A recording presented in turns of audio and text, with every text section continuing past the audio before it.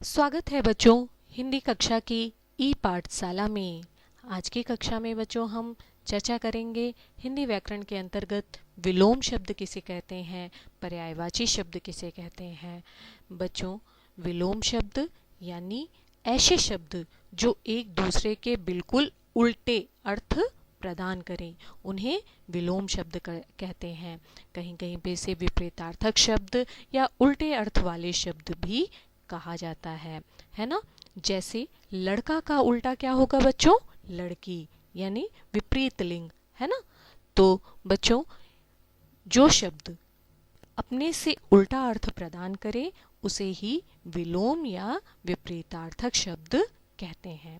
इसको समझने के लिए हम चित्र के माध्यम से और अच्छे से समझेंगे कि आखिर ये शब्द कैसे शब्द होते हैं। देखिए बच्चों, आपको चित्र में दो तरह के चित्र दिख रहे हैं।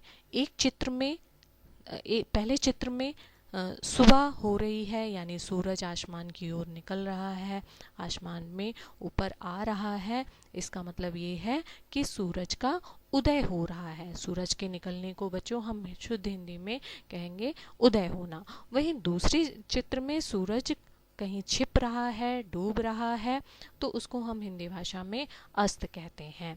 तो इस तरह से उदय का अपोजिट क्या होगा, अस्त, है ना। बिल्कुल उल्टा, एक में ऊपर आ रहा है और दूसरे में छिप रहा है, डूब रहा है, तो क्या होगा, अस्त।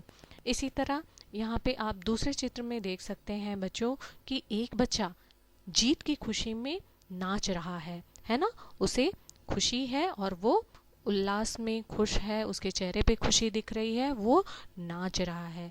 वहीं दूसरी तरफ बच्चा हार के दुख में, हार के गम में मायूस है, निराश है, उसका चेहरा लटका हुआ है।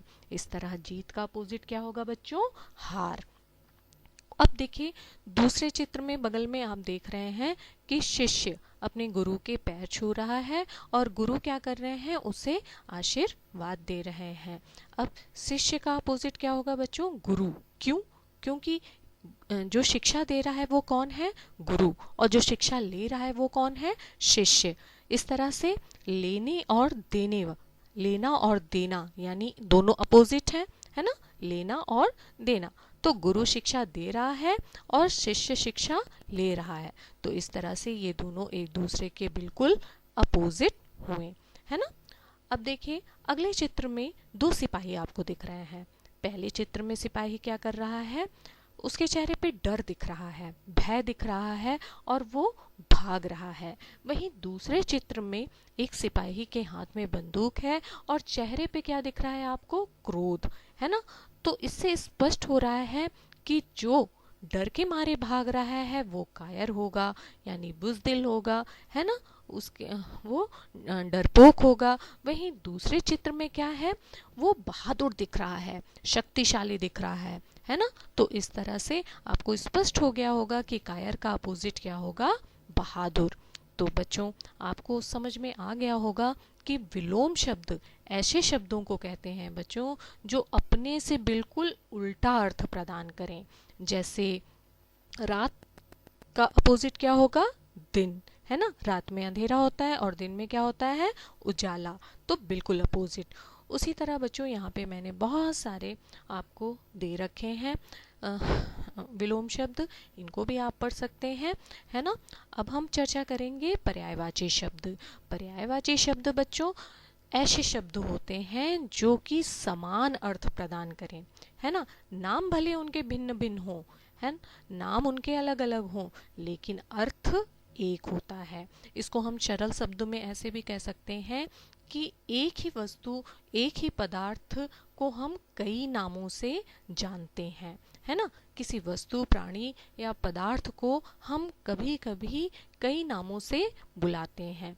तो ऐसे ही समानार्थी शब्द को पर्यायवाची शब्द या समानार्थी शब्द भी कहा जाता है। सरल शब्दों में इसको कहीं कहीं पे समान अर्थ वाले शब्द भी कहते हैं, है ना। तो स्पष्ट हो गया होगा बच्चों कि समानार्थी यानी पर्यायवाची शब्द किसे कहते हैं। अर्थ एक रहता है लेकिन उनके नाम अलग अलग होते हैं, है ना। वो उनकी मीनिंग एक होती है है ना, किसी एक चीज़ के बारे में ही चर्चा होती है, किसी एक के बारे में कहा जाता है, लेकिन उनका जो उच्चारण होता है, उनका प्रयोग एक ही होता है। जैसे सूर्य, सूर्य को हम और किस नाम से जानते हैं? सूरज, रवि, आदित्य, दिनकर, भानु, बहुत सारे नाम हैं। तो हमें वाक्य के अनुसार ही शब्दों का चयन करना पड़ता है।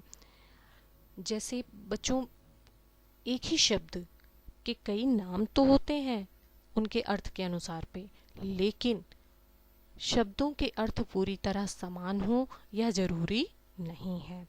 इसलिए हर स्थिति में एक शब्द के स्थान पर उसके प्रत्येक पर्यायवाची शब्द का प्रयोग नहीं किया जा सकता। अब इस बात को हम कपड़ा का पर्यायवाची शब्द से हम वाक्य बनाते हैं, उसका प्रयोग करते हैं, तो आपको और अच्छे से समझ में आ जाएगा कि एक ही शब्द के समान अर्थ होने के बावजूद भी शब्द का प्रयोग अगर उचित नहीं होता तो वाक्य कभी कभी गलत भी हो जाते हैं, है ना। उच्चारण की दृष्टि से, व्याकरण की दृष्टि से वाक्य कभी कभी अशुद्ध हो जाता है ना। भले ही वो आपने पर्यायवाची शब्द का प्रयोग किया है, लेकिन हमें वाक्य को देखकर, है ना, वाक्य के बाकी शब्दों को ध्यान में रखकर उचित शब्द का चयन करना होता है। जैसे कौरव सभा में द्रौपदी के चीर हरण का प्रयास किया गया। या तो व्याकरण की दृष्टि से, शब्दों की दृष्टि से, उच्चारण की दृष्टि से यह वाक्य शुद्ध है, लेकिन अब हम इसी वाक्य को इस दूसरे पर्यायवाची शब्द के प्रयोग से बनाते हैं। कौरव सभा में द्रौपदी के कपड़ा हरण का प्रयास किया गया। तो सुनने में ही आपको अशुद्ध प्रतीत हो रहा होगा, है ना, गलत लग रहा होगा। क्यों? क्योंकि वाक्य के बाकी शब्दों के साथ इसका समायोजन नहीं हो पा रहा है ना, इसका समायोजन नहीं हो पा रहा है, इसलिए यह उच्चारण और व्याकरण की दृष्टि से वाक्य अशुद्ध है। बच्चों, अब हम चित्र के माध्यम से और अच्छे से समझेंगे कि पर्यायवाची शब्द क्या होते हैं। पर्यायवाची शब्द जैसे घोड़ा, यहाँ पे आप देख रहे हैं चित्र, घोड़ा। घोड़ा को हम और किन नामों से जानते हैं? अश्व, घोटक है ना। अब अगले चित्र में आप दो बच्चे दिख रहे हैं, दो बच्चे, हाँ, देख के समझ में आ रहा है दोनों मित्र हैं। तो मित्र को हम किन किन नामों से जानते हैं? सखा, दोस्त, सहेली, साथी।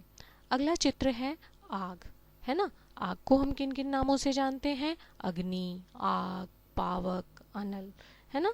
दूसरे चित्र में चांद दिख रहा है, चंद्रमा दिख रहा है। चंद्रमा को हम शशि, राकेश, हिमांशु आदि के नामों से भी जानते हैं।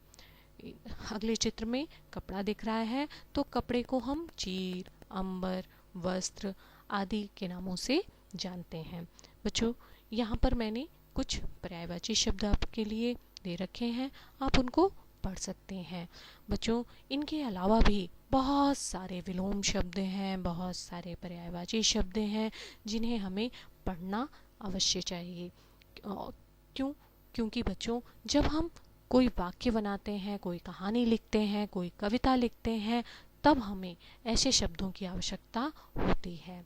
तो आशा है बच्चों, आज की कक्षा में आपने विलोम शब्द पढ़ा, पर्यायवाची शब्द पढ़ा और आपको समझ में आ गया होगा। तो आज की कक्षा में बस इतना ही। धन्यवाद।